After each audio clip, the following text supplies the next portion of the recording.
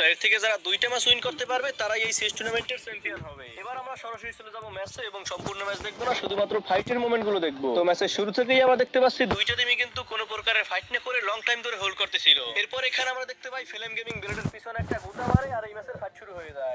প্রথম নক নেবেন, শুভ করতে শুরু করে ড্যামেজ ওরা হলো, কাউন্টার অ্যাটাক দিয়েছেন ফ্লিকার, হেডশটে তিনি কানেক্ট করবেন, নক করবেন, ফিনিশ করবেন এই মুহূর্তে কুট্টুসকে।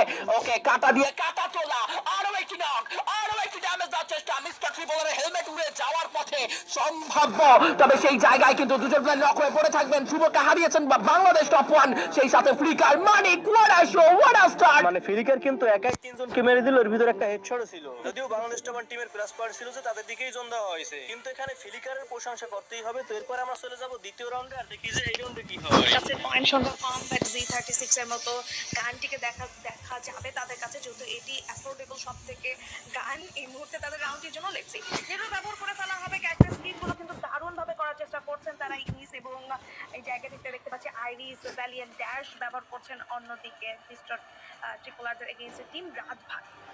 দেখা যাক, দুটো দলে কিন্তু প্রস্তুত। প্রিভিয়াস রাউন্ড রাত ভাইদের কাছে গিয়েছে, এই রাউন্ডটি কিন্তু মিনিটের জন্য বের করতে চাইবে মিস্টার ট্রিপল আর। কম্পাউন্ডটিতে এই মুহূর্তে একদম বসে পড়েছেন। আপার গ্রাউন্ড থেকে ড্যামেজ দেওয়ার চেষ্টা করবেন কুট্টুসের, কেউ আশা করেনি স্পট করতে পারেনি। ফ্লিকারকেও স্পট করছেন, ড্যামেজ দিচ্ছেন, ফ্লিকার অনেকটা লো, ফ্লিকারকেও ডাউন করে ফেলেছেন। দুটো প্লেয়ার গন, রাত ভাই এবং ফ্লিকার। মানিককে তুলে ফেলা হয়েছে এই রাউন্ড ট্রিপল আরের কাছ থেকে। কে নেবে? ব্লেড সামনের দিকে যাবেন, ব্লেডকে টার্গেট করা হতে পারে। ফ্লেমকে এই জায়গা থেকে নক করা হয়েছিল কিন্তু ক্লিয়ার করা যায়নি। সামনের দিকে যাবেন, ইউজ করবেন, ড্যামেজ দিচ্ছেন ব্লেড।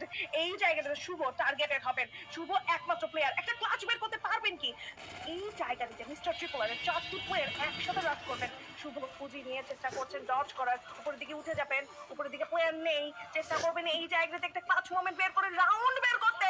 সামনের দিকে যাবেন, শর্ট রেঞ্জ এই রাউন্ডের সম্পূর্ণ ক্রেডিট কিন্তু কুট্টুসের। যদিও বাংলাদেশ টপ ওয়ান স্কোয়াডে যদি কেউ তাকে দেখে ফেলতো তাহলে হয়তো অন্য কিছু হতো, কিন্তু কুট্টুস পিছন দিয়ে ঘুরে এসে পরপর দুইটা প্লেয়ারকেই মেরে দেয়। তো যাই হোক, অন স্কোর আমরাও চাই ফুল ম্যাচের ভিতর জন্য এরকম হাড্ডাহাড্ডি লড়াই হয়। এবার আমরা চলে যাব তৃতীয় রাউন্ডে। তো 1v1 এর ব্যাটলও আমরা দেখতে পারি, বাট কাম অন, এবার কুট্টুস শুরুটা নিয়েছেন। বলেছিলাম কুট্টুস ডিফারেন্ট ডাইরেকশন থেকে শট কানেক্ট করবে। কুট্টুসের নকের সাথে ফ্লিকার নক হয়ে গিয়েছেন এই জায়গায়। মানিকও তবে রিভাইভ পেয়েছিলেন, সঙ্গে সঙ্গে মিস্টার ট্রিপল আরের এন্ট্রি। এই রাউন্ডে দুই টিমের কেউই কিন্তু হোল্ড করে নাই, মূলত দুই টিমে যাচ্ছিল ড্রপ শুট করার জন্য। আর এই সময় কুট্টুস শুরুতেই মানিক গেমিংকে ডাউন করে, এরপর একটা হিজিবিজি ফাইট এবং মিস্টার ট্রিপল আর এই রাউন্ডটা পেয়ে যায়। এবারে গাইস রাউন্ড 4 দেওয়া হয়েছে মিডের ভিতরে। এখন দেখা যাক এই রাউন্ডের ভিতরে কি হয়। ফ্লিকারকে রাশ করা হতে পারে। শুভর বেড়াচ্ছে P90 নিয়ে ড্যামেজ দিচ্ছেন, ব্লেডকে টার্গেট করা হয়েছে। ব্লেড অনেকটা লো ছিল, ভ্যালিয়েন্ট ড্যাশ ইউজ করে সামনের দিকে যাবেন, বাট ইংলিশ এবং ইতিমধ্যেই একের পর এক প্লেয়ারদের পতন